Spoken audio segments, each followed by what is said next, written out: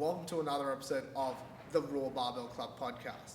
If you're new to our channel, welcome. And if you're a returning viewer, guys, I'm so glad to have you back. If you have any comments or questions about this episode, please leave them below and make sure you click that subscribe button just down here and click that notification tab so you get updates on when our next episode is out. Hey guys, welcome to the RAW Barbell Club podcast. I'm your host, coach, and all-around good guy, Andy, and today I'm here with my cousin, my friend, Jana Jegathesan. Yo.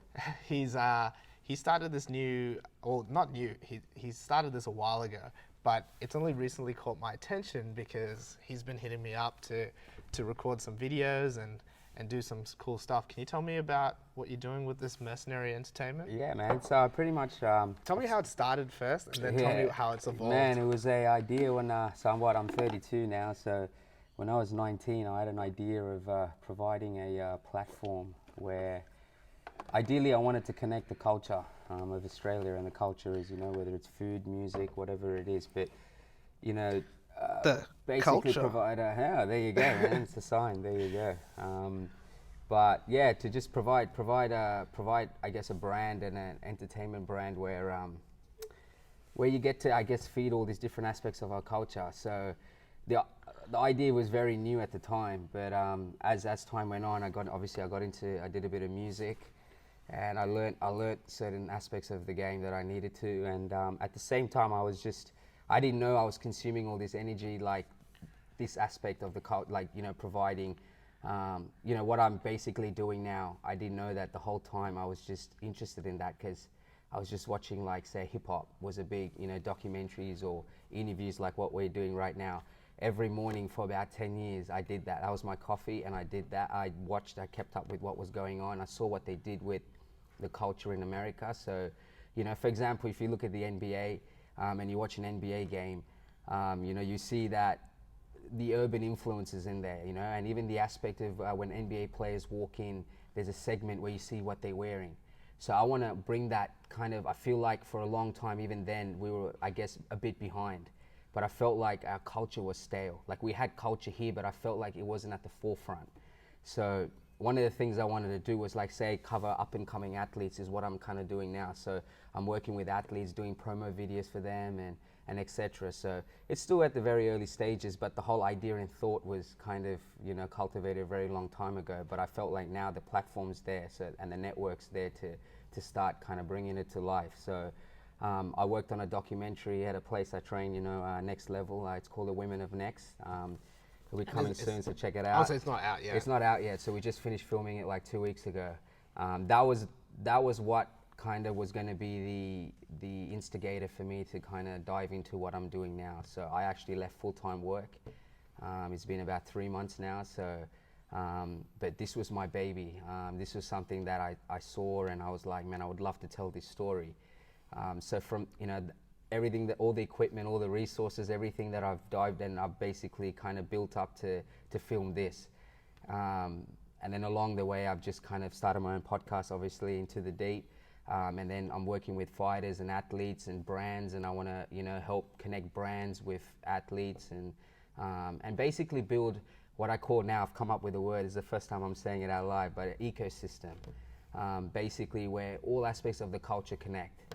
Where music and food, and that's what interests me. If you look at Netflix and you watch certain documentaries on, on food, it's really not even about the food. It's the story of the person that, that created the food or their culture, and it's more about, where it transcends from and what it means to the people. And that's the kind of stories I want to tell, because that's kind of what I've grown up seeing over the last, kind of 10 years of my life, ever since I kind of went on, this health journey, and it's all kind of translated over time. So I want to tell those stories, successful stories and of people around us. So, and that could be in anything.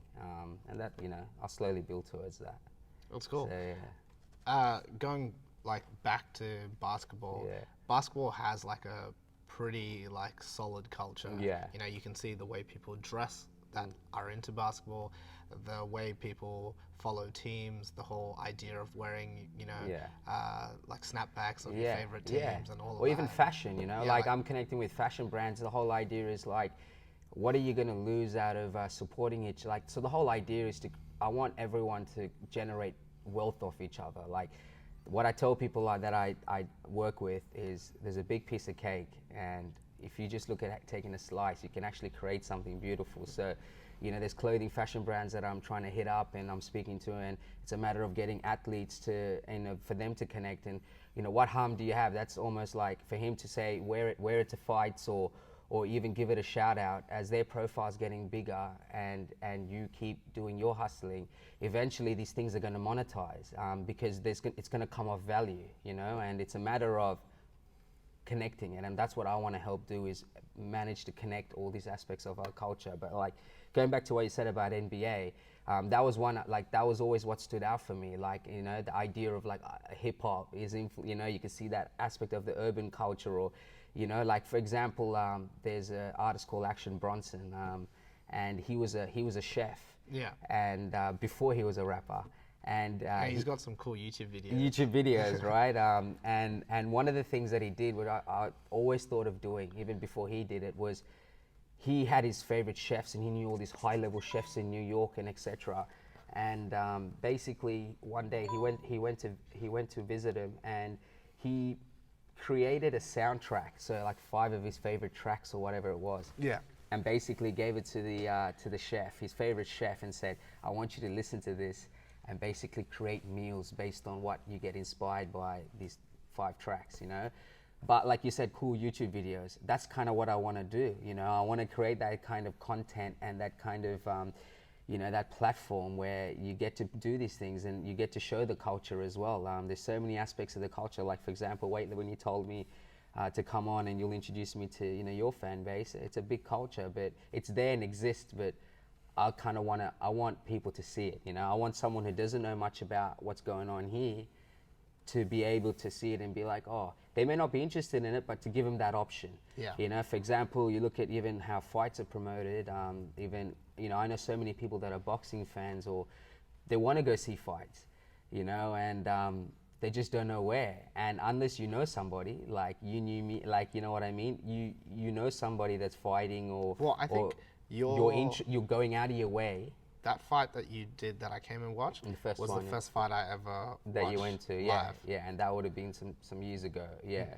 So, or you go out of your way looking for it, or you have a mate that's in it, etc. You that's how kind of people are watching fights, or, you know about it. But I know so many people interested, but they just don't know where, and maybe they don't go looking for it, etc. But again, so my job is to, for example, you have a local champion, or, you know, to really get behind it. And you would know, you look at the NBA, but you even look at the college games, they're massive. Yeah. You know, they sell out. If not, they're more expensive to go to sometimes, from what, you know, people have told me. And I got relatives that are in America that tell me, you know, and there's such a big culture. By the time they get to NBA, they've already got some sort of push, or you know, got support, or you know, got some, you know, some sort of energy around it before they even get to the NBA or the NFL. Like they have a profile already. Yeah, a profile already, and at almost a grassroots level will get behind them. It's I just feel like, you know, you don't want to wait till someone, you know, for example, I say, you know, Robert Whittaker or someone getting, you know, becomes an first ever Australian champion in the UFC,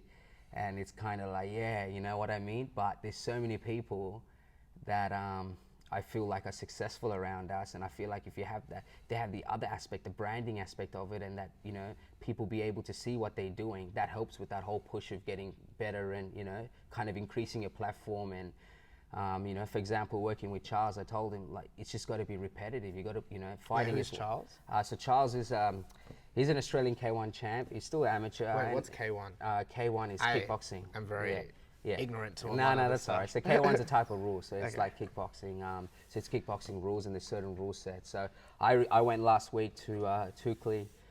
So I was working with him, doing a lot of photography with him, and I went to a lot of his training sessions, and I was just doing promo videos. So he was kind of the first guy that I'm kind of doing this aspect with my business and my brand with, and so yeah, so he had a fight. He won his title, the Australian K1 title, and he was defending it the last weekend that just went past. And yeah, so I was just telling him, like, you know, you have a number of fights, but the branding aspect and the marketing aspect is just as important, because you might have someone that's fought multiple times, then you might have someone who's fought much less, but if they're marketing themselves and branding themselves and putting themselves out there, people are going to be able to engage with them much better and be able to see that. And that has a lot to do with, you know, moving to different organizations or fighting in better organizations, or even being, for them to be able to scout you and see you, you know. So you don't know now where they're going to go. All you can go on is based on their work ethic and where is it that they want to actually go and achieve, and that's kind of what you can bank on, you know. So that's what I said to Charles. I was like, his dream is to go to Glory. Yeah. And obviously there's going to be a lot of and that's Glory is the premier, like I believe the premier kickboxing promotion, and it's in Europe. Like it happens a lot in the Netherlands and that region. And who knows? Like he wants to do it in the next, you know, 3 to 4 years. That was his dream, and whether he does it or not, who knows? We're gonna have to wait and watch. But I know that he trains hard, and I know that it means so much to him, and that's all I can bank on, you know. And that's enough for me, you know. I don't need to see the flashy records or anything. It's that if that's what you want, as long as you're willing to work hard for it, like I'll ride with you, you know. And yeah, but that's sometimes not what you know, big companies that are you know, want them to sponsor athletes are gonna look at, right? Like they want the results first. Yeah, 100%. And that's why it's hard. I think that's why it is hard. I think that's why it is. You have to get to a certain point, but I feel like the culture is changing, and even you see, like I see NRL players now, like, you know, marketing their products and, you know, you know, like brands that sponsor them. Like, man, I saw this thing clear as day years ago, you know, and I just feel like only now I'm seeing it in certain aspects of our culture, which includes whether it's sport, etc. So I just feel like our best years are still ahead of us, like, you know, way ahead of us. And I think you'll see that in the next 20, 30 years, our culture shift, and there'll be all these aspects of our life, entertainment or whatever it is, that will be able to be more interactive with what's going on, going around us, you know. And like we're well behind. So yeah, and that's the thing. And so my whole thing is, you know, to be able to also shine some light to like people at grassroots levels as well, you know. And end of the day, you can always debate on who he hasn't fought or who he should fight or whether he's had a hard fight. But end of the day, he's the champion, and he's from your area. And you know, sometimes it's not even like, oh, I don't like it. It's that a regular person who doesn't fight might just have the interest of knowing, oh, someone who lives in Castle Hill is a you know, champion. And it's just a matter of creating that culture. And you don't have to like fighting, but you can still respect and celebrate and support someone that's basically from your environment that, you know, you wouldn't even know. You probably see him at the shop, or you know what I mean. So I just think the whole idea of success has been, you know, it's almost things that are like untouchable. I feel like that's what's, you know, kind of built in people's heads. So we always look at things that we can't touch or can't see. You see from a distance, and you're like, oh, that's success. But so many people are doing so many great things around us, and I just feel like, I think if people knew and people saw it, then you know, they'll get behind it, you know. So in the States, it seems that there is a lot more love for local athletes and things like that. Why do you think it is that we don't have that here? I think we're just behind, man. To be honest, I think like we're developing that now. I think like we are influenced by that culture, and you know, you got to remember, I just feel like when you compare us to the world, we're still babies, you know. And that's when you talk about when I thought about this idea. It was when I was 19, 20 years old, and we were just hanging at my mate's house, and he played a beat, and I was mucking around and rapping, and we just went to chill at a park across the road, and we're just chilling, and I came up with this idea, Mercenaries, and it just kind of trickled from there. But I always had the idea of, because I was so in tune with the culture there, but like I just liked the way they presented it to the world, you know, through the visuals and whatever it is. And it could be anything, you know. I got so many different things that I want to try and do, you know, and I just got attracted to that. But at that point, you don't know. To you, it's like, oh, I like it, that's it. But you're like, oh, I got to find a job, you know what I mean?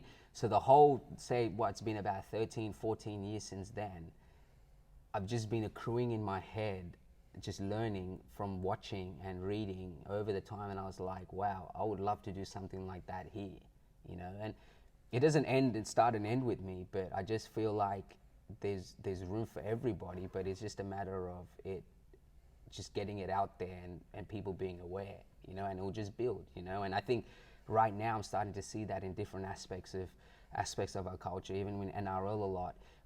You know, there's a guy called the Locker Room up in Queensland, and he has a podcast with all these players, NRL players and stuff, and it's really cool. And you know, you're starting to see that aspect of it a lot, that culture, you know. You're starting to, like I said, you're starting to see players show their brands and giving shout outs, like all these things I felt like was happening a long time ago, not just here, but I think we're developing that idea, and we're like, you know, slowly growing in that aspect. So I feel like our best years are still ahead of us, you know. I just think I have the platform now, and all the networks that I feel like, and the people I've met along the way, from fighting to all these other aspects, I feel like, you know, they're coming back to me now, and I'm being able to tell those stories and what we went through, and that'll open the door slowly, and then over time, you know, you get to meet different people, and yeah, man, you know. And like I said, it's just only been 2-3 months now, but it feels like a long time because it's been in my head for a long time. Yeah. It's just so, you know, for me, it's just the content's there.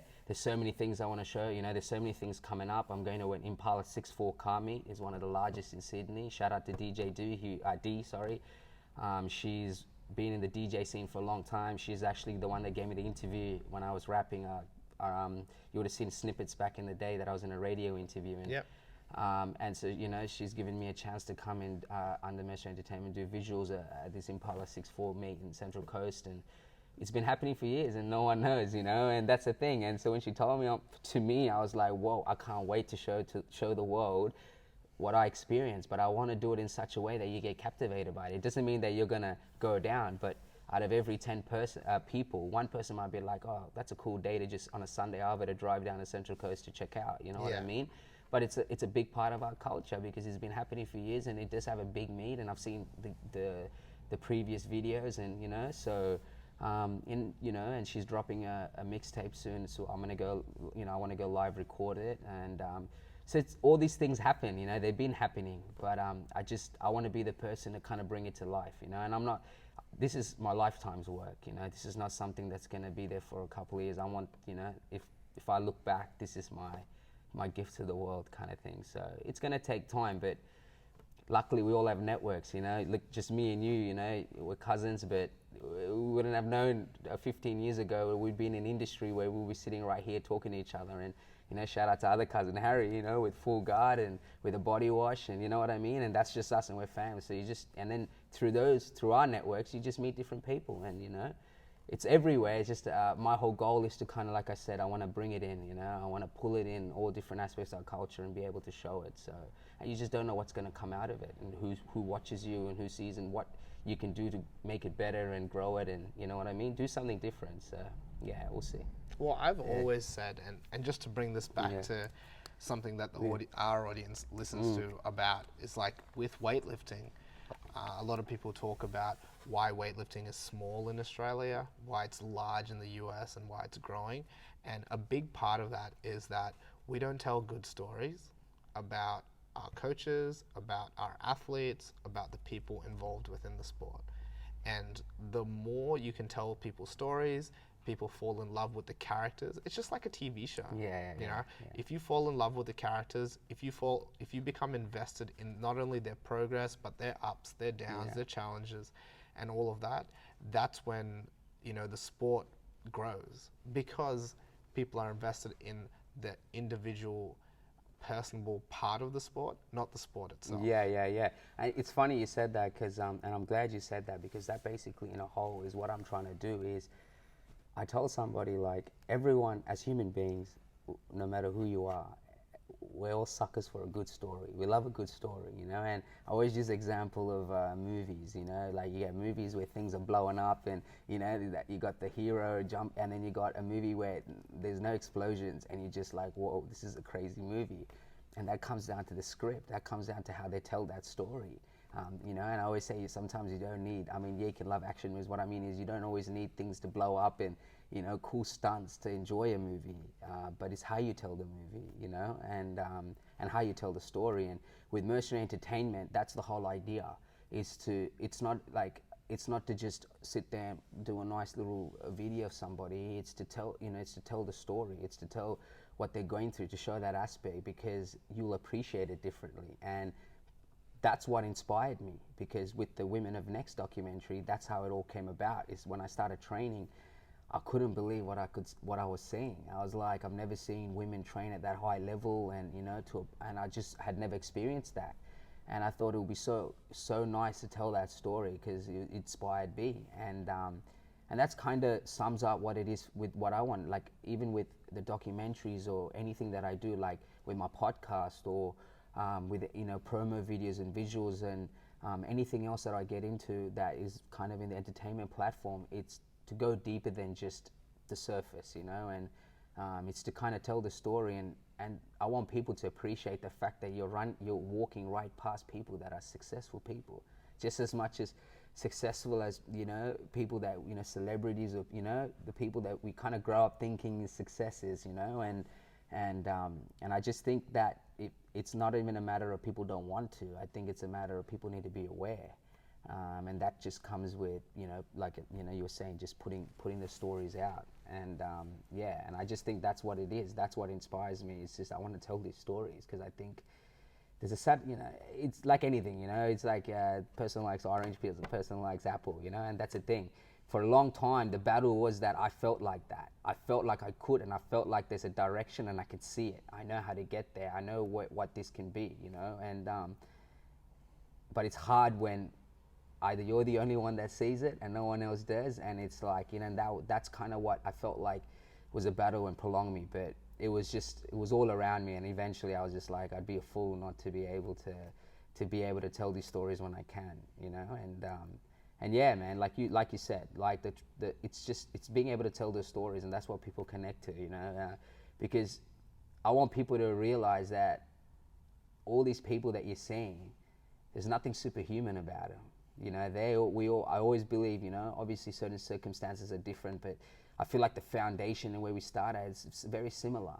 But you hit, certain people hit that brick wall, and when they hit that brick wall, they turn away. And some people try to bash that brick wall down and go, and then, they experience something totally different, and they're like, wow, I never knew I could experience this, And that's the thing, like these people that are like, I want people to know that they're regular just like me and you, but it's the spirit and what they're willing to put themselves through and how hard they're willing to work. And really that's the difference most of the time, Obviously there's different, like I said, different circumstances. People aren't always on an equal platform, but I believe it's, that's what it is. And, it's funny, man, like you grow up sometimes, I mean, I don't know about you, but, you go through the stage of being envious and you see other people and you see, but as you grow older and you start to do things yourself and you see, you're like, okay, this is hard work, this is genuine hard work. And yeah, I feel like you learn that. For me, I learned that in the fitness aspect of it when I did kickboxing, and then, I started getting into strength and conditioning. I was like, that's kind of the story that I was going through every single time in my head, was like, just, this is what's waiting for me. And I love that. I like, and as dark as this sounds, I love toying with death, like life and death. And what I mean that is like being in that moment where you're like, okay, I'm either gonna, I'm about to go all out, or I'm about to pass the fuck out. You know what I mean? Sorry, but you know what I mean? But it's that moment, and I love being in that climax where it's like, okay, I'm either gonna make it or I'm not, and it's just because there's always something.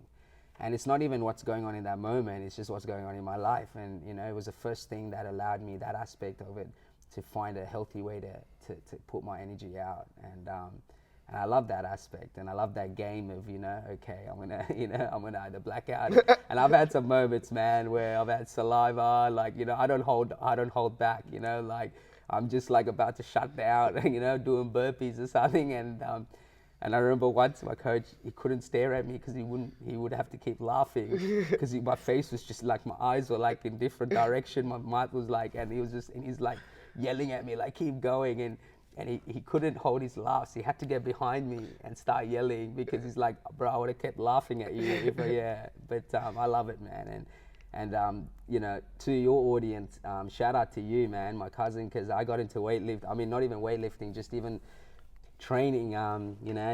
He did a lot for me, and he used to even write my programs. I used to train out of his garage, so he deserves everything he has here.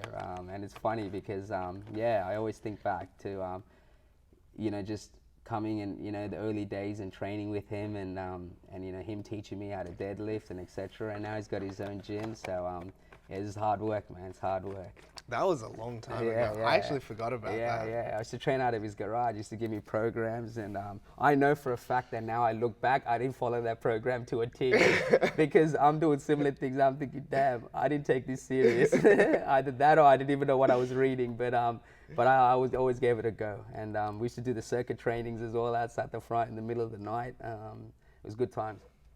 Yeah, that's a long time ago. Because I remember I used to have you doing the sledgehammers on the tires, for your conditioning. You used to wear that sauna suit. That sauna suit was at my house for like 4 years. 4 years, yeah. But I think it still might be there. Yeah, I don't know, man. In the garage. It's not. It's actually at my parents' house. It's the rat sauna suit now. But yeah, man. Tell me about you, man. Tell me like how's it feel now to have your gym like after all those years and have your own little spot and. Tell me about the culture at RAW and tell me about, just tell me what this means to you, man, why you started this. Well, I kind of... Actually, before you continue, obviously my brother Pira, your cousin Pira, he believes he takes credit for getting you, influencing you into this, He did, yeah, yes. And so I'm just letting you know, he's probably going to listen to this.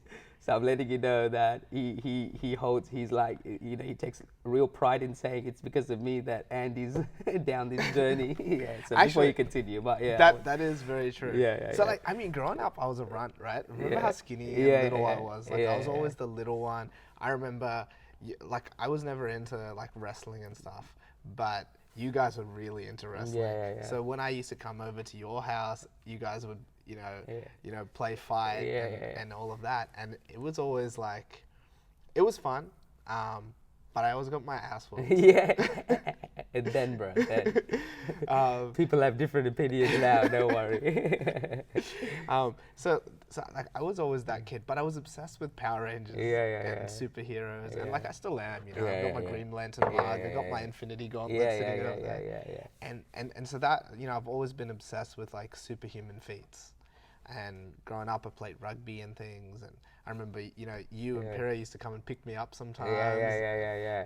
It's funny though, right? It's funny how like, and it's funny like I've been thinking about it a lot lately. Like even just certain things you liked, even as a kid. Like it's funny, man. When you're old enough to think for yourself, like really sit down and think for yourself, you realize that these signs of what you like doing or it's always been there. It's just whether you listen to it and whether you pay attention to it and think, oh wow, I want to follow this. Like I want to see where this takes me. And I think, naturally as you get older, you work up the courage. Given you've got the platform to do it. But it's funny, like I look back at all my interests and like basically what I'm doing now is what I loved, like was a big aspect of my life, and that's, for me, that's why I feel like it makes sense. But yeah, it's different. When you're doing something you genuinely enjoy and you're passionate about, it's different. It's a different feeling, For sure. And like when I was young, like I didn't find what I was into. Like I think I always liked to like express myself through my body. Yeah. But it wasn't going to be on the rugby field when I'm getting beaten up. So at what point did you know that you wanted to eventually kind of be a coach, and then eventually, did you always have the foresight that eventually you see yourself having your own spot, or is it something that you kind of developed over the years because you got better at what you're doing and you're competing and you had a better understanding for this sport? And I think I always knew I'd like to be a teacher. Teacher? Yeah. Didn't matter in what, or just? Didn't matter in what. All right. I think I've always liked to teach. And then so, like fast forward a whole bunch of years, I dabbled in like doing some strength training and stuff, and then Pira got into CrossFit. Briefly. Yeah. He likes to dabble in a lot of things. Yeah. And I remember having a conversation with him, and I was like talking about training, and I had just watched some CrossFit Games thing, and he was like, "Yeah, there's a CrossFit gym near your house." Or near my parents' house, that I think he might have gone to as well. Possibly. At one point. I'm not sure, which is like obviously CrossFit in the West. Yeah. And so I started that, and that's why he takes credit for it, because he did start me on this journey. Yeah. And I guess I just fell in love with the lifting and things.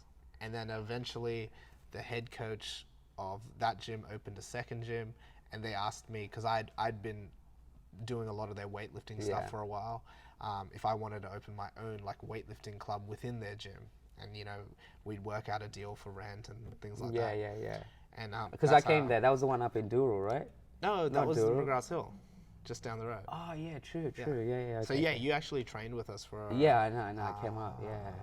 like what, 4 months? 5 Yeah, months? something like that. Yeah. Yeah. When you recently, yeah, gotcha. Yeah. And then eventually, just eventually, just just had to start our own thing. We had, Yeah. you can't stay in the nest forever. Yeah, so. yeah. And how did you tell me a bit about like your cultural walk? Like, is there an idea of how you wanted to kind of develop the vibe around here, or was it just at that point you're like, okay, I'm gonna open a gym? Obviously, you had people that you've trained with, or even came to your previous gym and learned that followed through and come through to your new Yeah. place, your new spot. Yeah. I think the culture was pretty set back in the day. Yeah. When we first started, it was, we're going to be the funnest gym in the world. Yeah. So we're going to be a weightlifting gym because that's the sport that I love Yeah. at that time, and I still do. I have obviously other interests too, but Yeah. that was my basis. And we were going to build everything around weightlifting because I thought that was a good fundamental way to look at movement from Yeah. a weightlifting point of view. Yeah. A lot of a lot of gyms look at things from a fitness point of view, and then they build around that. I build around weightlifting. Yeah. Fitness and things can happen, but if you're not strong, Yeah. you're eventually going to die. Yeah. And that's what we did. And then the culture evolves around the people. Yeah, of course. Yeah. So like, I feel like it's a natural course. Like eventually, it's just gonna eventually develop to what it is. Like the next process is gonna happen. It's like opening the gym. You start going, people are gonna be aware of what's going on. They're gonna come aboard. Some people are gonna like it, and then it'll just grow slowly. But so is a lot of, and I'm assuming you have a lot of people that compete and compete like for comps and stuff like that. yeah. I mean, look. We have at the start we were like really pushing competitions and Yeah. things, but now I've just got a bunch of people that just love Just training. want to train, man. They just Sometimes wanna you be lose here. that aspect, isn't it? Yeah. And that's what I love. I like people that show up. They're gonna train hard. Yeah. I don't like people that are gonna bitch out on things. Yeah. I want them to come in and train hard. Yeah. But I don't really care if they don't compete. Yeah. If they do want to compete, their Yeah. progress is gonna just Yeah, jump of course, up. of course. Like from yeah, fighting. Yeah, like, yeah. You can't you buy know, that experience. no, man. you can't. Yeah. And I'm assuming a lot of them, they would have developed the want to compete just by coming and training week in, Yeah. week out, right? Because I always feel like if you really like something, especially say if you're doing a sport or something like this, you're training, and you really, really enjoy it, and you love testing yourself, you're going to hit a glass ceiling. And after that glass ceiling is to put yourself out there. Yeah. And that's what happened to me. Like 5 years kickboxing, got to a point that I got asked the question, do you want to step in the ring? I never thought about it, but I did not think, like I didn't say I didn't want to, and I didn't say I wanted to. It's just, I never thought about it, and I think you only develop that when you're doing something and you build that confidence. You're like, yeah. But that's pretty cool, man. Yeah. And then, what is it like? I mean, is it like you look back now, when you look back now at even just your current situation now, like what goes through your head? Like, what do you think? Just even with all the hustle, like, do you, what kind of sense of satisfaction do you get from kind of coming, when you walk in, you open the doors, you have people here, is it, I mean, you can never, I guess, predetermine how it feels like, but does it feel like what you felt like it would be going out on your own? And no, it's definitely harder. Yeah. It's a lot harder. I don't think people talk about like how hard it is It's to actually operate and run it. to do it. Yeah. But like I don't think I'll ever be satisfied. Yeah. Like I don't think anyone can be, and that's a problem that I'm dealing with. Is that I need to sometimes step back and just be like, oh, like we actually are doing some cool stuff. Yeah. And people have called me on that before, especially on the podcast. Yeah. So that's something that I'm working through on my own, is just to like, oh, like you actually have a pretty cool space. Yeah. Yes, it's not where you want it to be, but Yeah. it's on its way there. And It's hard, man. I mean, yeah, like I think I know exactly what you mean. Like I'm at like I know that aspect in the sense that I just had this conversation with one of my best mates on my podcast, which came out a couple of days ago. If anyone's interested, Where can they find it? It's on Spotify. It's called Into the Deep, or you can jump on YouTube. Mercenary Entertainment YouTube channel. Jump on that, subscribe, and it'll be there. We're into the Deep playlist, so you can just jump on that. I've done 3 podcasts so far. So, but yeah, like I had a chat to him about it. And I was like, sometimes you're so fixated on where you're heading, you forget to kind of smell the roses, and that's kind of what I like. I don't think there's enough value and respect, not on purpose, but when you have an idea or a thought and you create it and you make it happen, sometimes it happens and you think the next thing. But I think now, even say whether it's a podcast, whatever videos, etc. I do, like I tell myself like, you're heading where you're heading, you know what I mean? And it's just a matter of nature's course and process, you just got to, I always say, like, even when I was training, I always talk about the doors, and I always talk about like the steps, and I always think, in and out of training, when you're not training, or for example, you go on a holiday, you put on some size, you know what I mean, and you come back, and there were moments where like I used to come back, pretty thick, right? and I always, and when I'm fixated on, okay, I want to fight this month, whatever, okay, that's it, and I'm like, it's time to go. It always helped me knowing that, okay, I'm gonna get in shape regardless, because I'm willing to go through the hell that's waiting for me, you know what I mean? So, and I think that's what I'm basically bringing, that energy and that ideology into what I'm doing. It's like I came back from my honeymoon, obviously, my wedding and stuff. I came back from my honeymoon, and I was. Oh yeah, happy birthday, Anusha. Yeah, happy birthday to my wife. It was her birthday yesterday, and I don't even know if she knows I'm here doing a podcast, but I'll let her know. She does. Yeah, she messaged you. Yeah. There you go. Yeah. She's like, have fun today, boys. Yeah. Nice. There you go. And I must have been like 87, 86 kilos. And what do you fight at? And I wanted to fight, so I fight at 69 kilos. Yeah, so I came in May, man, like 6 weeks overseas, and we went on a massive, went to so many countries, and it was nice. But I came back and I was like, okay, I want to fight in August. And over the years, I realized that I know I'll be ready by the time that time comes around. Yeah. Because I know that I believe in the process, and I know that I have the right people around me and the environment to get me there. The hell and the pain and all that, that's just part of the process. That's what sucks. But I know that at the end, the result will be there, And I got addicted to that idea of not the result, but the process. And I just got addicted to the idea that, okay, if you love something so much, because that's what it, like, when I was working corporate, like when I worked at corporate for 13 years, right? So since I was 19, straight out of high school, I felt like a retiree at the age of 30, bro. I'll be honest with you. Like, that's how I felt, because I got forced to grow up. I'm always around older people, and you got to be on your shit and whatnot. So, and you just end up growing. I believe you end up growing faster. And that's not just me. It's people I've spoken to that have kind of left corporate and gone into entrepreneurial things or whatnot, have all told me the same thing. So anyway, so I was always corporate. So it's not like, for me, by the time I got to 30, like I just felt like man, I feel like I've lived a lifetime already. So, but anyway, I've kind of lost my train of thought as to where I was going, but yeah, going back to the whole idea of the process, like I knew that if I followed it, might get my results. So that's what I tell people, like, sometimes don't worry about the third step till you get to the second step, because when you get to the second step, you'll figure out a way to the third step.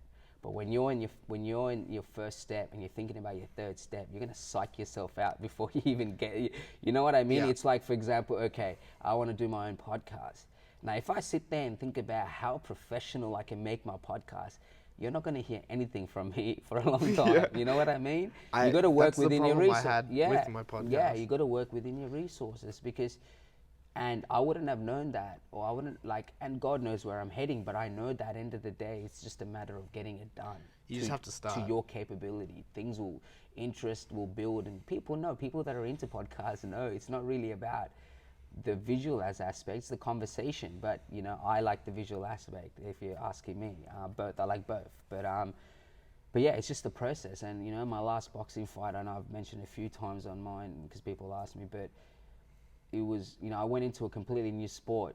Say what you want about kickboxing and boxing, but they're two completely different sports. I mean, the idea of competing and the idea of knowing what's at stake was there, so I understood that. But to learn a new skill, and there was different aspects that I had to go through mentally and physically. I feel like a lot more cardio and a lot more explosiveness, and it was just constant movement in boxing, so my cardio had to go off the roof. But the good thing about it is naturally I just lost weight because it was just it was just a different aspect of it. But it was around November. What's harder? Man, I felt like boxing, the pace was crazy, and the pace of boxing and what it asked of you constantly, in terms of just the cardio and the fitness, just was like something I never experienced before. There's constant movement in boxing. I feel like with Muay Thai kickboxing, there is movement, but like it's also like a chess match. It's different. It's a different aspect of it, whereas boxing is just hands, so it's just a constant pace. They both have their own elements, I mean, end of the day with boxing, you don't have to worry about checking kicks or, or getting kicked. And that's a whole different aspect in itself, you know what I mean? So they're both their own thing, but I feel like mentally, like I felt like physically boxing asked a lot of me, and I mean, it's different for everyone. That's just my opinion. But I felt like I could understand why. It's probably, that's why it made sense for me. But man, like it was January of this month, so 2019 or November last year. I had a psoas injury, and you would know about it because of told you. So, but as I felt like it restricted me a little bit in kickboxing. Just my hips didn't recover enough by the time training came around or whatever, and I just felt like I was getting to a point in fights where it's getting so competitive that like if I'm not all in, I'm just gonna get hit for no reason, and then I'm just gonna blame it on this, and then it's just gonna end up negative from the get-go, So, but I felt like I always wanted to try boxing, so I went and connected with a friend of mine that I knew that was really good at boxing, and asked him to kind of take me under his wing, and I wanted to fight in March of this year, 2019. So, and I was getting into it in January. So 3 months, and from what I was told, like, it takes sometimes 6 months for, people to spar and then a year before they compete. But, and usually that's how, my coach, that coach Arnell, like that's just what someone told me. Whether that's true or not, I don't know. But I know that what was waiting for me, and I know it was a big task because 3 months is a short time frame. But I was willing to work, and I was all in. I know that about me. So, and I knew it was a process, and I knew I had the right people around me, the right environment, and that's it. So all I knew is I just had to turn up every day. So after my first sparring session, I got absolutely lit up. Like I got beating the crap out of him, and I went home thinking, shit, do I really want to do this now? You know what I mean? I was like, but I knew I would go, but it's just, me being a sook, you know what I mean? I mean, it's like you look at the mirror, you're like, dude, you better be all in, you know what I mean? But I had these conversations with myself. I know me, Sometimes I just like to doubt myself because I just get a thrill out of doubting myself, But I remember after the first one, I'm like, all right, man, you got to be like all in if you want this, And that's it, man. I went. I used to get lit up, after second round, like basically the way Arnell taught was just you hit that brick wall straight away off the first round. So he goes, the beauty happens once your lungs are blown. That's when the beauty happens, and that's where I learned how to break these mental barriers, and training with my mate like Ricky. I just broke those mental barriers over and over again, week in, week out. I just kept pushing myself mentally to a place where I thought I could never go. But I always trusted the process, and I always knew by the time March came around, I'll be ready. I trusted that I'm doing everything I need to. And yeah, man, by the time, 2-3 weeks out from the fight, I was sparring other people, and man, I was doing things I never thought, you know, and it was because I trusted the process. I knew that I'll get better, and I knew I'll learn what I need to learn because I have the right people around me, you know, and that was kind of the trigger point for me to be like, man, I'm not utilizing my life. Like, I got a lot to give. This whole, you know, like you said, Mercenary Entertainment is not something that's just happened now. It's happened since I was, you know, in my late teens and etc. You know, so, but that idea of that process and knowing that, oh, man, if I just put my head down and, you know, because I wanted to win, you know, and I know that I was giving my everything because I loved it. I was passionate about it and I loved the experience. And I remember a couple of months before the fight, I even, you know, told 2 people that I reckon I'll stop it, you know, like TKO. And he was coming off a TKO win. His first fight is at, I think, 3 fights, but they have exhibition fights and then you have amateur fights. Obviously, I was an amateur, and I know that he stopped the first guy, and I knew, you know, and it was cool. Like, So what's a TKO? technical knockout, which means they'll do like an 8 count. If you do 2 8 counts and the ref thinks you can't go, and they'll stop the fight. But it's not like you're flat out cold on the No, unless you take the hit and you end up flat out cold, like off a 1 punch. But if a ref sees that they're wobbling and, you know, they're out of it, man, they'll stop it, you know, and so they should. Like, and that was because it was the first time I felt like I didn't really have to work. My hips were recovering really well, and I felt like it allowed my conditioning to go to another level, and I felt like this was the fittest mentally, physically that I ever was in my life.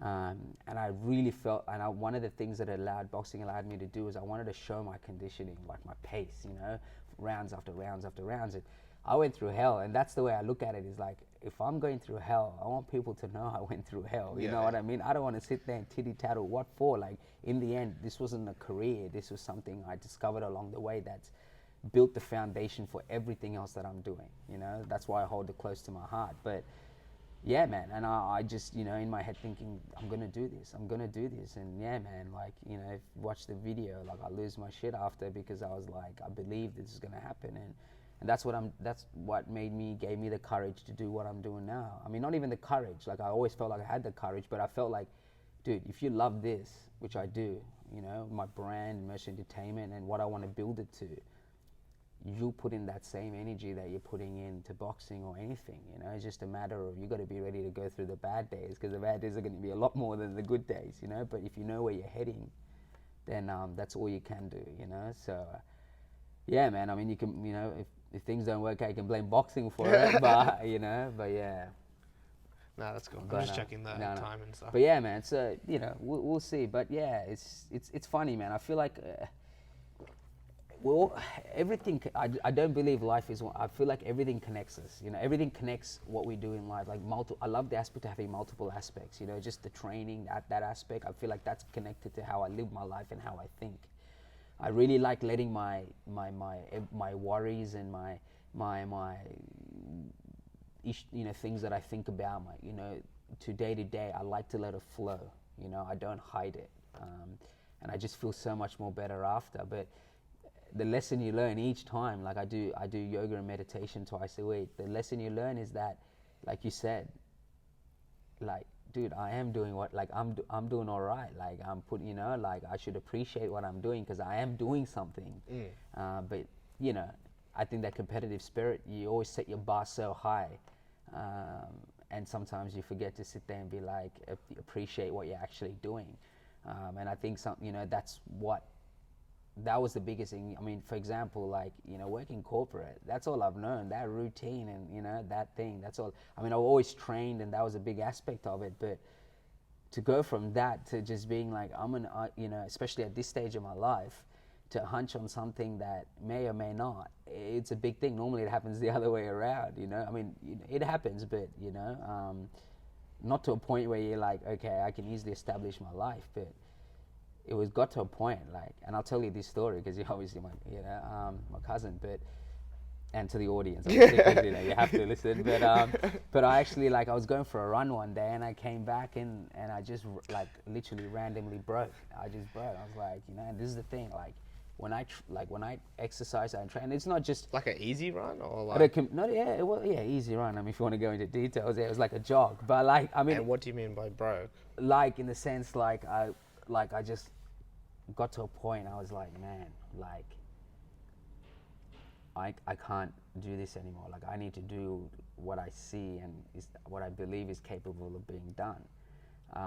And that's what having a healthy lifestyle. So it's not even about competitive for the audience. It's just a matter of having a healthy lifestyle and exercising and just the benefits of it, you know, because it's a state of mind. Well, I think everyone should train Yeah.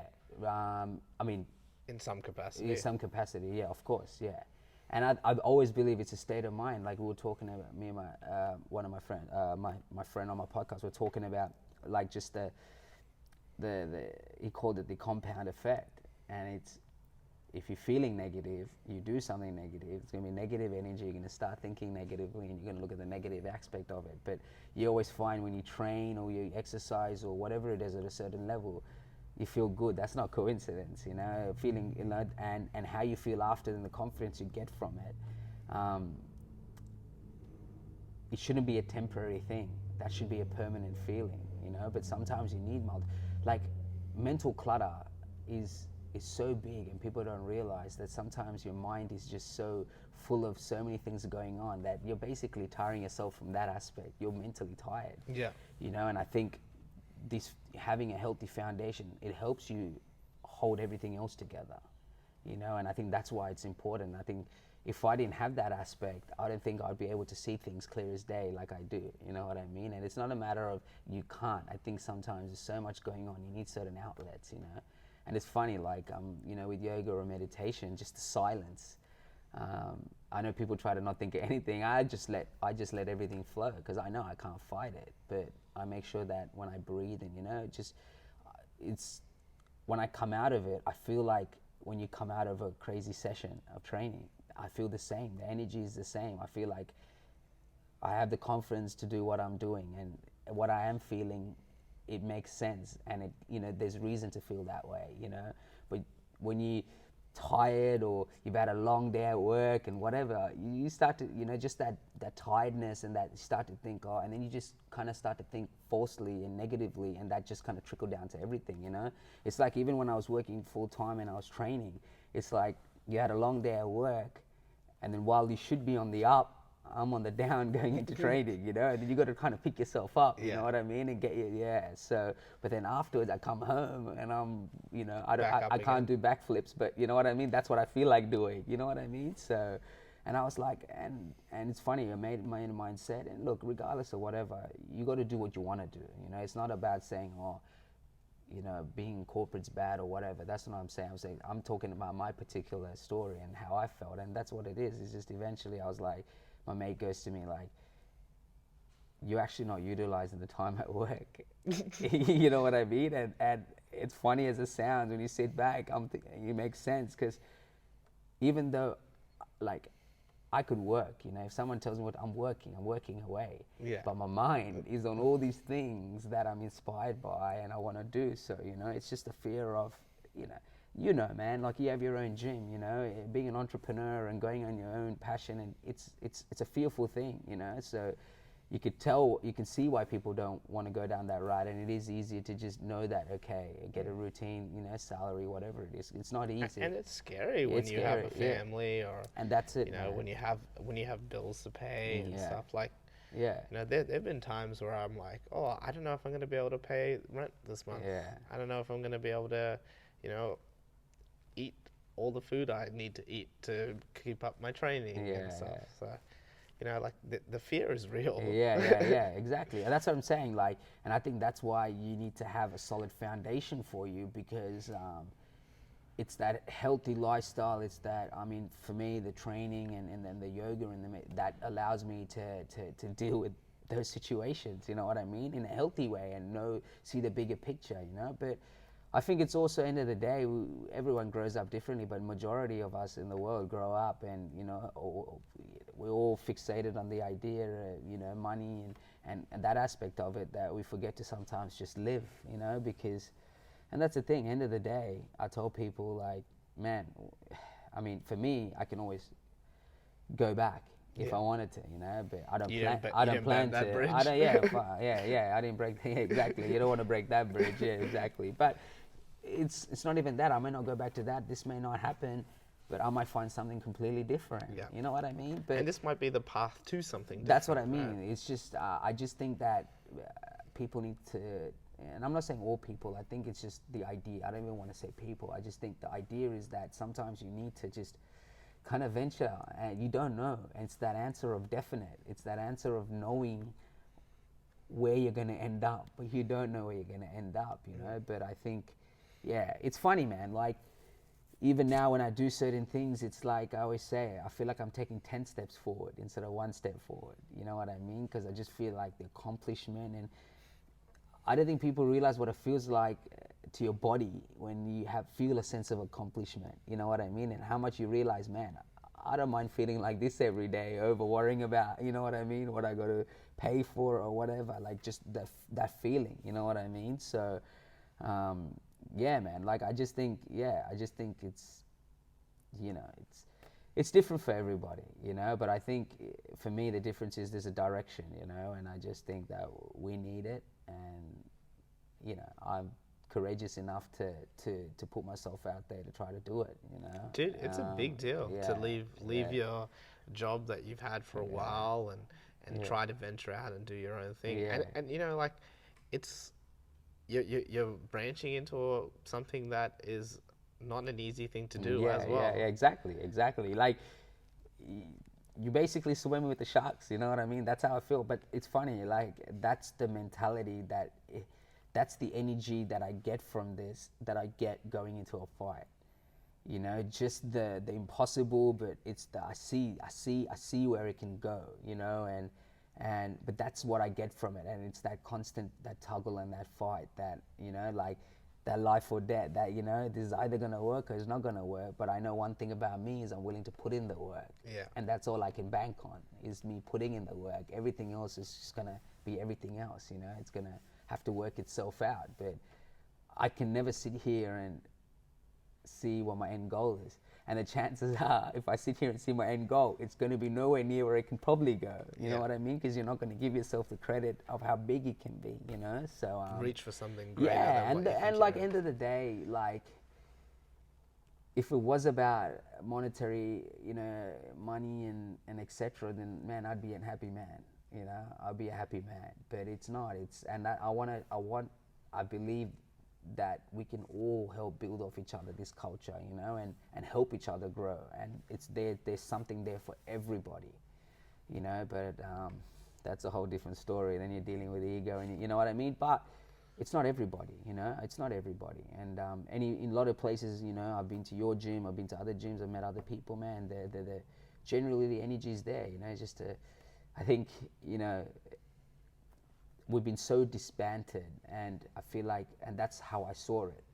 One of the first things I kind of saw from my perspective was we're all everywhere, disbanded, you know, and I was like, we need to have a platform where we get to see these different aspects of our culture, you know what I mean? And who knows, like, for example, you know, shout out to your mom, like, you know, she's weightlifting now, you get what I'm saying? That's know, true, yeah. In a Who would have thought, years, right? yeah, hell yeah, you know, in a million years, you know. And she's strong too. And yeah, hell, you know, you know, Harry, cousin Harry was saying that's probably where you get your athletic genes from. Yeah, probably. Yeah. So, Definitely not dad. yeah. He works out differently, you know. But, you know, and that's what I mean, man. You just don't know. We're so disbanded. We're so behind. But Grandpa was into training, right? Yeah. I think my our granddad actually was a boxer too. He had a boxing fight, which I didn't know till going into my boxing fight. Like upper bar, right? Upper bar. Yeah, I didn't even know till I was doing it, and because someone knew that I was going into a boxing fight from the family, they mentioned it to me. I think it was Ronnie's dad, like,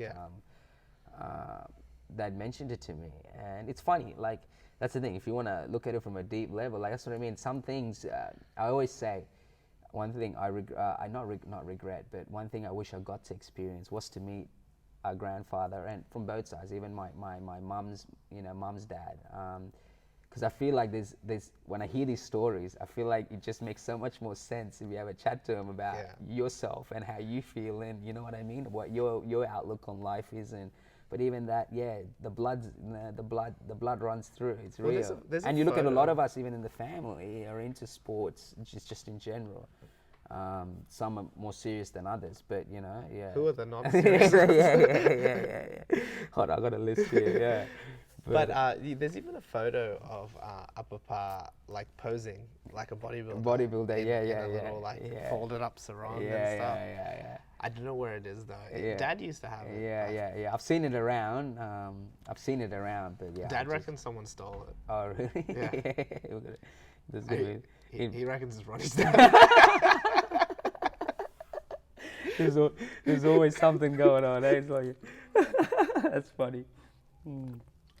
Because imagine one day you just go over for lunch or something and you just spot it on the way to the bathroom, like, holy, is that the? Got to look around for the original tag, you know. But yeah, man. But what when you look at yourself now, when you look at even just your gym, and what is it like, you know? What is it that you wanna? What is it you have? What's the intention that you have when you train people, and you know the energy you put out in the gym and the kind of vibe you want to create? What is it for you that you want to see happen when you do it? You know what I mean? What do you bring to the table? Because it all, end of the day, it starts with the people and whatnot. But the one thing I've learned about a lot of gyms, obviously with a lot of gyms, I know the people that run the gym, is that if you do it the right way, there's a sense of the vibe comes from the person. Yeah. You know, and I see it because I've grown up with you. So when I used to come around, I see how people, like, you know what I mean? And even just training with you, it's like was hanging out with you kind of thing, you know? So what goes through, like, what is it that you want to bring to the table, and what is it that you make sure you do to make sure that you sustain this and, you know, keep people coming in and even people being happy here, you know, training and etc. I want people to leave here being better than they were when they walked in. So if someone comes in, like, and they've had a tough day, like, I want them to be able to, like, work that out. Obviously, like, I'm no psychologist. I'm not gonna, like, sit there, like, answering all their questions. But, you know, like you said, you can work through a lot of your own issues. Having an outlet, through training, through stillness. Like, there's two different ways of doing it. You can do it through stillness, which is like meditation, or you can do it through movement. And, you know, I found that training is a really good way for me to work out my own issues. Not that I have any issues, but just in general. In general, And then the second thing is, I just want people to unlock another level of themselves. Like, I want people to level up. It's like a video. Life is really like a video game. It's funny. It's funny that I've been hearing that a lot, and it really is like that, isn't it? Yeah. So you just always want to be leveling up. You want to be stronger than you were yesterday. You want to be smarter than you were yesterday. You want to accumulate more knowledge, more everything, right? And unfortunately, you also accumulate a little bit of baggage, but you know, you learn to deal with that. My job here, or that I see, is to just facilitate a place where people can do some of those things. And that's basically how I see it. And I do it through movement and teaching movement. Yeah, and I think one thing you touched on as well is that people, you know, helping them, I think sometimes, or leveling up, you know, sometimes people say they're relaxed, and I always say, man, there's that relaxed and there's this other relaxed, you know, whether it's meditation or yoga, or, there's, you know, other things that I've learned along the way, like Qigong is kind of like stretching, breathing, but how you feel after is like you're levitating almost.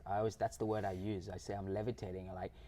I'm like, man, I'm ready to conquer whatever. And that's what I was doing a lot going into my boxing fight. I was doing a lot. That's when I really learned to meditate and control my breathing, and I learned how to control my anxiety through my breathing.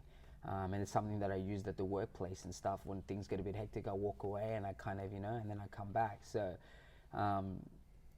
but yeah, like people don't know sometimes how relaxed you can be, or like you said, unlocking and leveling up. Like you don't know what's out there or what you're capable of, because you haven't allowed yourself to experience that yet, or put yourself through that to experience it yet. But when you experience it, and that goes back to, I guess, where you're at, Yeah. and even, you know, even so far with whatever I did with fighting or whatever was that addiction, like, you know, realizing that, whoa, okay, like, you know, I hit a pad, you know, and then I did a jab and cross, then you kick, and then before you know it, you're doing combos that are like things that you needed to tell yourself, like, oh, one, you know, like Yeah. two, oh, you know, three. Now it's just like 3, 4, you know, blah blah blah blah blah, you know, and then you get to a point, you're like, whoa, man, I'm just flowing. And that's what happened each time, each gym or each person that, you know, mentored me through the way. I learned something, and I realized that I was actually getting better, and that I actually had a love for it.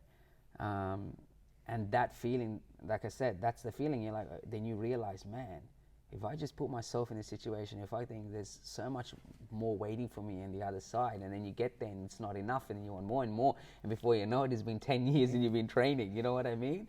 But that's what I mean. Sometimes I think you need to put yourself in that position to realize, man, I am worrying a bit too much about this, or I am, you know, thinking too much, Yeah. you know what I mean? So it's, you know, hopefully, I mean, look, not everyone's going to do it, obviously, but I think you got to continue to push it, because I think, you know, I always tell people, I think end of the day, the biggest fear is not being able to kind of live the best version of myself, you know? Yeah. I think everything else is he say, she say. I mean, end of the day, you know, when you're gone, like, whatever I have or whatever it is irrelevant. But what I've done with my life and how the output of myself, that I will remember, you know what I mean? And that'll be a legacy in the end, you know? So I think it's just, yeah, you just got to throw yourself in the deep end sometimes. I mean, I say there's a lot of shit that scares me. You know what I mean? My wife's been trying to get me to skydive. I haven't skydived. Yeah. So she skydived and bungeed. So I'm a bit behind on that game, but you know, we'll work myself to that. You know? Has anyone of the cousins skydived? Yeah, I think Piro skydived. Ah, okay. Yeah. But he's always been a bit weird. Yeah, but you know, he got a bit, like, that's the thing. I think I'm similar in that sense. Like, if Because someone I'm terrified of heights. yeah, who you are? Yeah. Yeah, like I have my conversations in my head.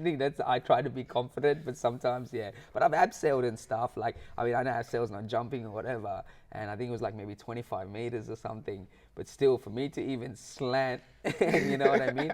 Like, that's the thing. When I'm there, I'll do it. Yeah. You know, and that's the thing. If I'm in a plane ready to jump, I got no choice. I'ma jump with the guy. You know what I mean? So, I think it's just that I haven't gone out of my way to be like, I'll book a ticket to go jump off a plane. But if someone said, hey, here's a ticket, you're gonna jump off a plane, I'm like, oh crap. And then, you know, I'll psych myself out, but I'll turn up and I'll do it. You know what I mean? And then afterwards, I'll just be like, oh, it's the craziest thing. But yeah, man. So Sonali's done it as well. I'm pretty skydive. Sure. Yeah, she's on a tour at the moment, right? Yeah, she's on Kentucky. Yeah. I think Nums has done it too. Yeah. Okay, skydive. Yeah. So it's not in the family. Yeah. We're just bitches. Yeah, we're just bitches, man. I'll just stick to what I know, and you know, I'm happy with that. But see, like, you can take a punch to the face. Yeah, I know, it's funny though, right? It's funny. Like, that's the thing. It's funny, like, I'm pretty sure my jaw's glass. and then, If someone punched me, I just break. but it's funny like that, eh? Like, people think, oh man, you got in a ring, but I'm like, and then you think, yeah, but it's funny, like, different sports, and that's what I love. That's why I love there's differences, because I hate the idea that one sport is better than another, or you know, everything has their different aspects, and if you dive into that with that rules, then you're gonna have the same difficulties that any other person has in that sport. You know what I mean? Whether, you know, you go from kickboxing to boxing, or boxing to kickboxing, or whatever it is, soccer to rugby. You know what I mean? Like, you know, like you go from, you know, dribbling a ball, passing it, you know, and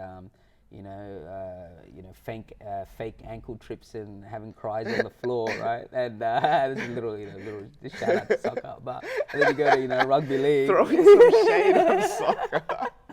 Lost half of our soccer listeners. Yeah, no, I'm playing. You know why? Because I suck at soccer, man. Yeah, no. But no, but what I mean Go is, jump out of a Yeah, plane. yeah, go jump out of a plane. I know, right? There's like a soccer guys that are probably like, you know, jumped out of a plane, like, who's this guy to tell me? Yeah. But then, you know, you say, for example, you go soccer to rugby, it's a whole different dynamic, you know what I mean? But that's the thing. But like I feel like the idea of even just pain, right? And pain in the sense of like say training, and then like the pain you go through when you're training. Well, some right? people can't deal with that. Yeah, but I believe like that aspect of pain is the same all across the board. But the experience of pain and how you experience pain is all different. But that aspect of like everyone goes through that that painful barrier. But like you said, some just can't and some can, but that's just part and parcel. And I think I'm glad. Obviously, it's not like I've experienced everything. I mean, one of the things that I do want to kind of eventually get into in terms of competing is doing a lot more of these.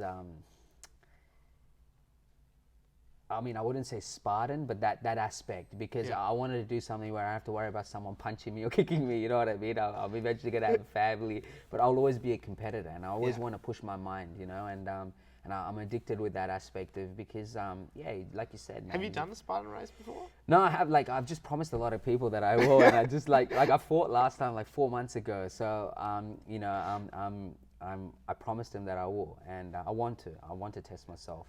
That's like, and I will, because. Have you done like Tough Mudder or anything? No, because one of the things I want to do is with the family, like, cause like I wanted to get like my brother and cousins and stuff, and be like, why don't we just once. I remember you trying to do it. Yeah. Like, and I know that it won't happen till I instigate it. So like, I know when I'm ready and I'm going to do it, then everyone will know about it. You know what I mean? So, but I do want to, like.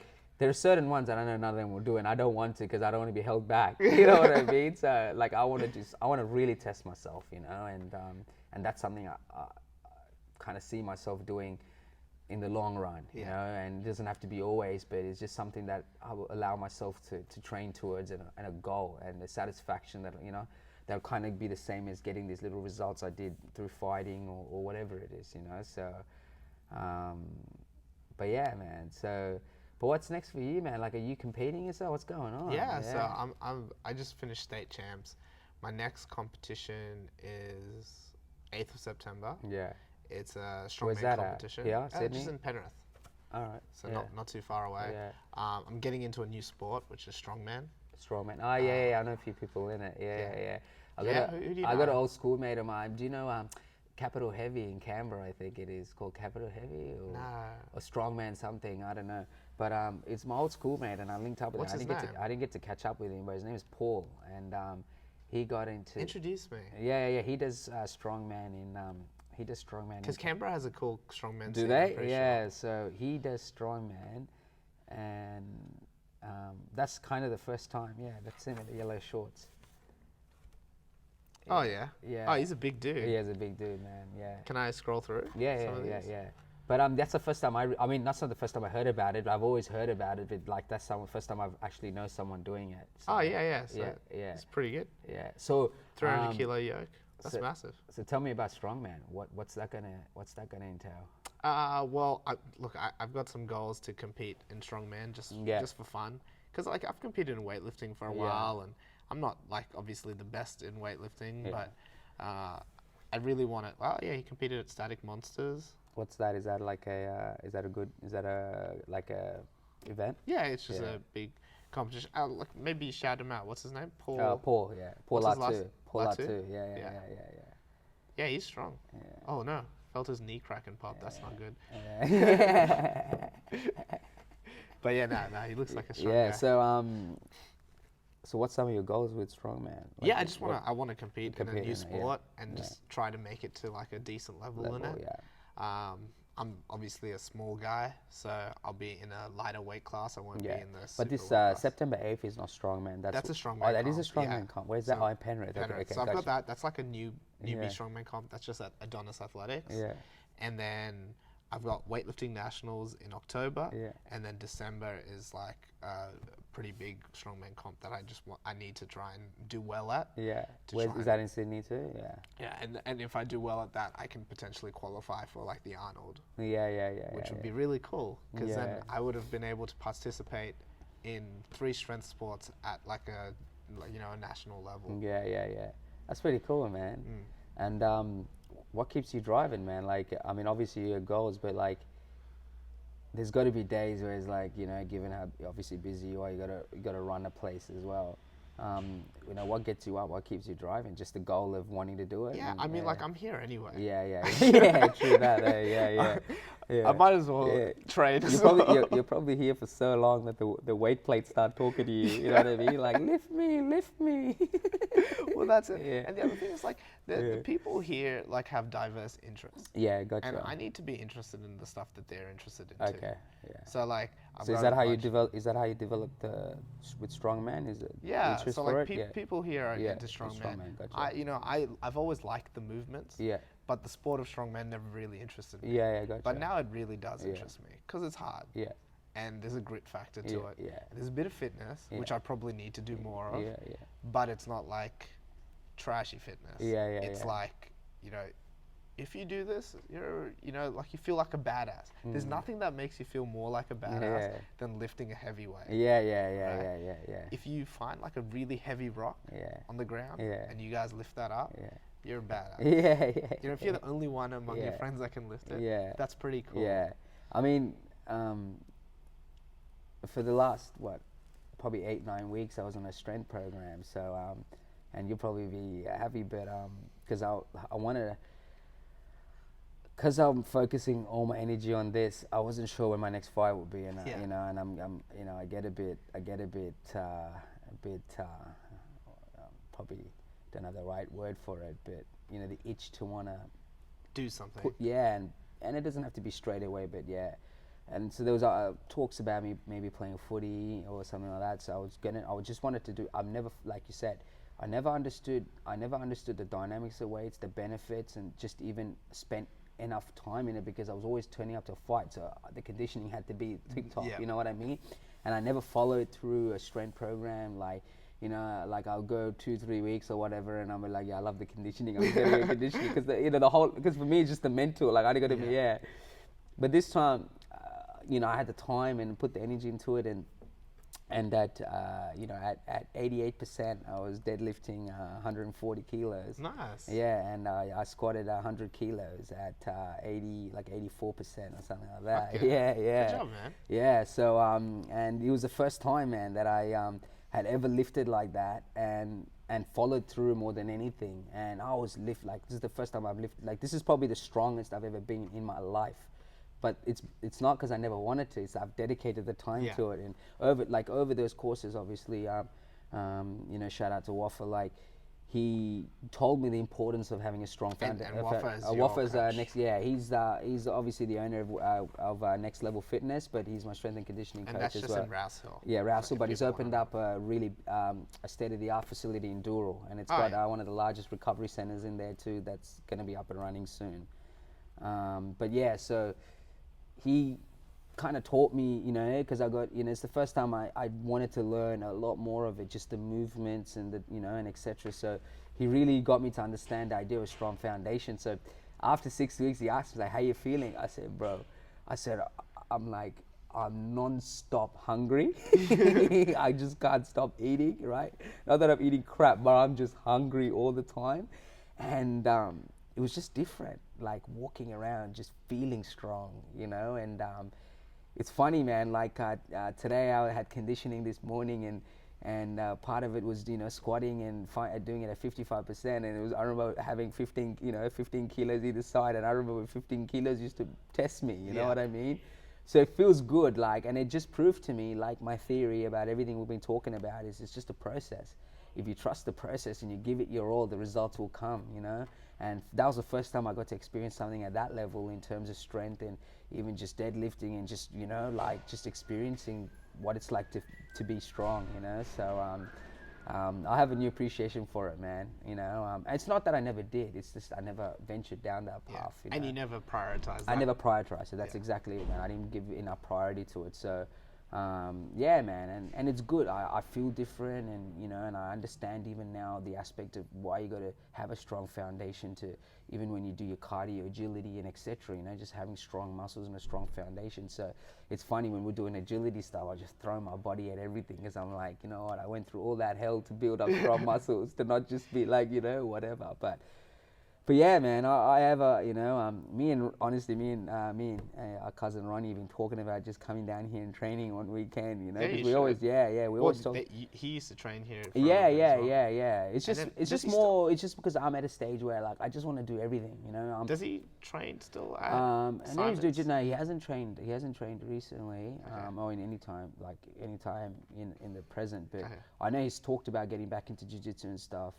Because he was also training at CrossFit Strathfield. Yeah, that's right. Yeah, Yeah, he was with too. Simon. Yeah, that's right. Yeah. Because you knew common people. That's Yeah. right. Yeah. But yeah, like I think it's more just the stage I wanna get to. The stage I wanna get to is eventually like I'm never gonna be fixated on one sport. I don't see myself like competing. You know, Yeah. like other than like you said, like you doing strongman.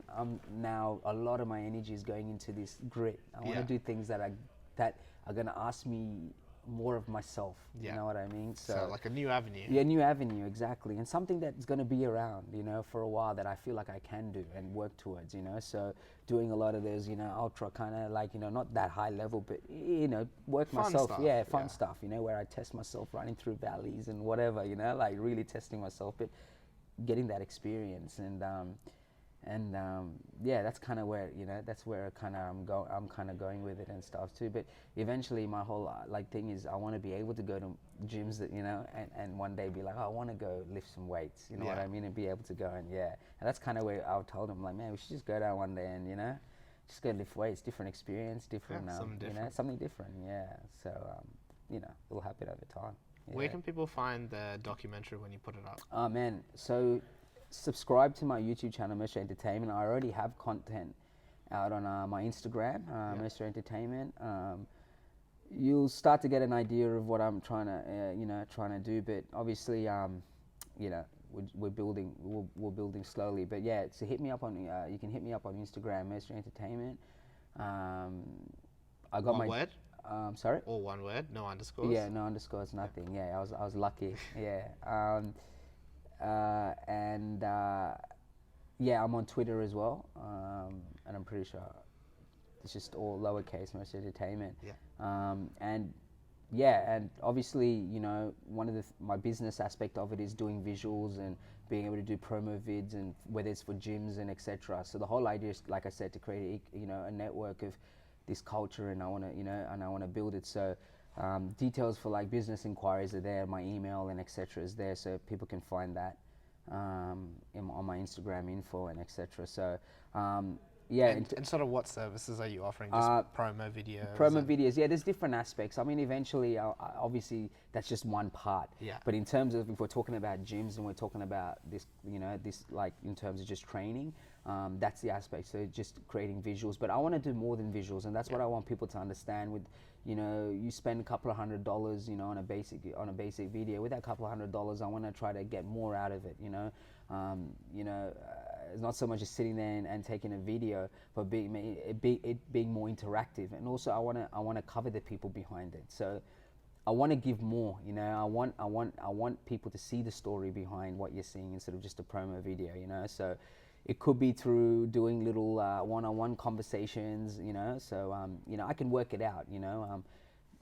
Through like different packages and whatever, but the whole idea is I want to give more for what people are kind of paying for, more than just the promo, but give other aspects of whether it's being able to do like a one-on-one interview that you can put out where they tell about the gym, you know, or even how I tell the story and do the promo video in a way that it tells the story of the gym or the person. But I want to give more than just kind of a promo video, you know. So and you know, you can work things out and whatnot, but that's just the one aspect. And eventually the point is, you know, when you have documentaries and etc., you got avenues like, you know, ABC and SBS. My whole idea is one day to be able to have backings and budgets to bring these stories to you. Yeah. You know, like and you're working with like it's like you have got Chris and stuff. Yeah, I got shout out to Chris, who's from a film graduated from film, so there's a lot of things I learned from him, and I've gone out myself and learned you know, how to edit and etc. and getting better you know, constantly. So, and I mean, I've got a couple of things I'm hopefully going to be working with the gym soon, doing a whole video for their programs and etc. So I'm confident in what I'm doing. You know what I mean? It's just a matter of slowly building it and getting it out there. You know, so yeah. And so obviously, when it comes to documentary, my whole idea is for someone to give us a budget, get paid to do these things. But when it comes to athletes and or it comes to sport, just in terms of gyms and etc. Yeah, it's like them going to any videographer. And I'm glad you brought it up, because this is kind of what I want to end it with, is that a videographer is a videographer, and they can come and take a video of your gym, and you put it out. And what I want to do is be able to not only have a video that you can put on YouTube or whatever it is, but to be able to insert it into, like I said, this aspect of our culture, where other entities of our culture have an overlook of what's going on, whether it's other gyms or other fighters or brands or whatever it is, because you just don't know what's going to come out of it. But I want it to exist in that culture, and so it's not just giving you the video and that's it, kind of, you can go and promote it on YouTube and whatnot. It's that I want to be able to put it into this little, like I said, this ecosystem where, and that's why I tell fighters, and then if you have brands following you and etc., they like where you're going, and vice versa. Just from that, you're going to develop a partnership, and you know what I mean? So you just don't know. So yeah, man, what I want people to know is, even when I'm doing gyms, is that the visuals and how I do it, the love is coming. It's much deeper than just business and I can do a video for you. Yeah. I want more out of it. When I put it out there, I want it to get way more than just I've done a video, and that's what I want people to understand about Mercenary Entertainment. It's not just a videographer, photographer thing. Is we're trying to shift the culture, and I'm trying to shift the culture. That's the way, and so I want people to know that these things, these visuals, I want them to get more than just me coming and recording a video for you and saying, okay, here's the USB with it and transaction, and out we go, so. It's a slow start, but it'll happen. Cool. Yeah. And guys, you can find RAW Barbell Club at RAW Barbell Club on all of our social medias. Yeah. So that's Instagram, Facebook, YouTube. Make sure you follow us on Instagram. Check out our stories. See how everyone's progressing in the gym. Make sure you follow us on YouTube, subscribe, and you can see cool podcasts like this and all of the other training and stuff that we do. And lastly, if you want to follow us on Facebook, you can do that as well. I don't really like Facebook. Yeah, I'm on Facebook too, but yeah, because I don't really like Facebook. I don't talk about it much. But yeah, jump on Facebook. And like that page, yeah. And guys, if you like this podcast, please make sure to share it. That's how this podcast grows. If you want to really, really help the podcast out, you now can. Making this podcast is a lot of fun, and I love doing it, but it does cost us a lot of money, from hosting fees to travel to all the other expenses that go into it. So, guys, all we're asking for is the price of a coffee. If every single person that listened to this podcast donated a coffee, we'd have enough money to keep this podcast, for one, going for another few months, and then second, to do all the cool little projects that we're trying to build as well. Guys, you can find that link in the description of this episode, or go to www.rawbarbellclub.com/donate. Guys, thank you so much for listening, and I'll see you guys next time. Bye.